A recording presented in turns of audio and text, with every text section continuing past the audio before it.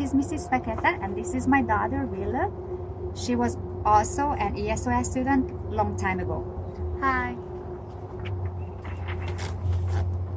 Today we are going to read you a short story, a fable, where the characters are animals and the story teaches you a lesson, so the story has a theme. Before we start reading the story, we will talk about a few vocabulary words that might be unfamiliar to you. And always look at the title, always read the title, and always look at the illustration, so they will help you to get a better understanding. Our first word is tend. Tend is a verb and it means look after. Our second word is pasture, which is a noun and means grassland. Our next word is dull, which is an adjective and it means boring.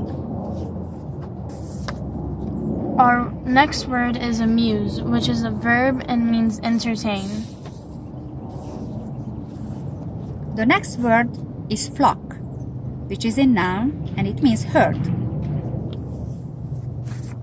Our next word is spring. Wait, is this the same spring that we're in right now?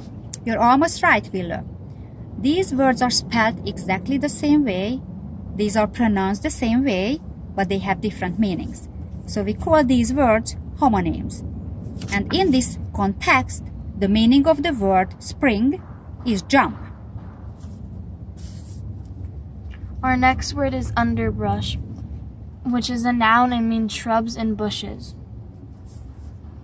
And the last word is slip away, which is a verb and it means escape.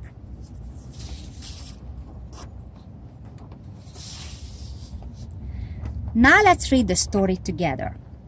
The shepherd boy and the wolf. A shepherd boy tended his master's sheep near a dark forest not far from the village. Soon he found life in the pasture very dull. All he could do to amuse himself was to talk to his dog or play on his shepherd's pipe. One day, as he sat watching the sheep in the quiet forest and thinking what he would do should he see a wolf, he thought of a plan to amuse himself. His master had told him to call for help should a wolf attack the flock, and the villagers would drive it away. So now, though he had not seen anything that even looked like a wolf, he ran toward the village, shouting at the top of his voice, "Wolf! Wolf!"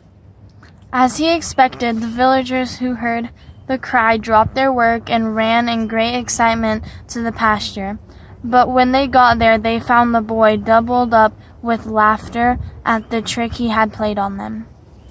A few days later, the shepherd boy again shouted, "Wolf! Wolf!" Again the villagers ran to help him, only to be laughed at again. Then one evening, as the sun was setting behind the forest and the shadows were creeping out over the pasture, a wolf really did spring from the underbrush and fall upon the sheep. In terror the boy ran toward the village shouting, "Wolf! Wolf!" But though the villagers heard the cry, they didn't run to help him as they had before. "He cannot fool us again," they said. The wolf killed a great many of the boy's sheep and then slipped away into the forest. So we hope you liked the story, and we have two short questions for you. What is the theme or message of the story? What lesson did you learn from the text? Number 2, do you have a similar story teaching the same lesson in your own culture? If you're not sure, please ask your parents about it. Please send your answers to me at tmail.fekete@cupk12.org. So hopefully see you soon. Bye. Bye.